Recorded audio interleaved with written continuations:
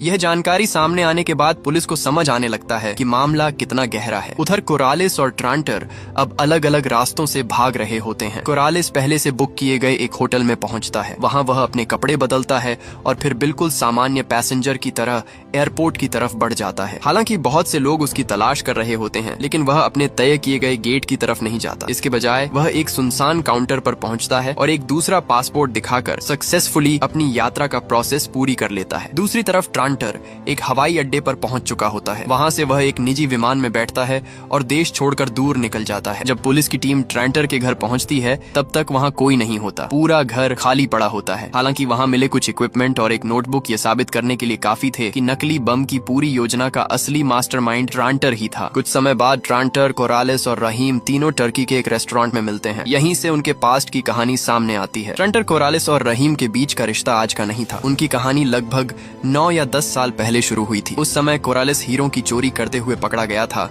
और उसे security forces की निगरानी में ले जाया जा रहा था। उसी इलाके में ट्रांटर एक मिलिट्री मिशंस पर तैनात था, जबकि रहीम उसके साथ ट्रांसलेटर के रूप में काम कर रहा था। एक दिन पेट्रोलिंग के दौरान वे आतंकवादियों के हमले में फंस जाते हैं। हमले से बचने की कोशिश में ट्रांटर और रहीम गलती से एक प्रेशर माइन के ऊपर पहुंच जाते हैं। अगर वे वहां से हिलते तो तुरंत एक्सप्लोजन हो सकता था। उसी समय कोरालिस को ले जा रहा काफिला भी वहां से गुजर रहा होता है, लेकिन दुर्भाग्य से काफिले की सबसे आगे वाली गाड़ी एक एक्सप्लोजन का शिकार हो जाती है और वहीं नष्ट हो जाती है। इसके बाद दोनों तरफ से भयंकर गोलीबारी शुरू हो जाती है। इस अफरा तफरी का फायदा उठाकर कोरालिस भागने की कोशिश करता है, लेकिन उसकी मुलाकात ट्रांटर से हो जाती है। उसके पीछे दुश्मन लगे हुए थे और नीचे माइन दबी हुई थी। ऐसे में बचने का एक ही रास्ता था, उसे ट्रांटर के निर्देशों का पालन करते हुए माइन को डीएक्टिवेट करना था। मजबूरी में तीनों एक टेम्पोरेरी टीम बना लेते हैं। रहीम दुश्मनों पर गोलीबारी करके उन्हें रोकने की कोशिश करता है। वहीं कोरालिस ट्रांटर के इंस्ट्रक्शंस का पालन करते हुए धीरे धीरे माइन को इनएक्टिव करने में लग जाता है। काफी संघर्ष के बाद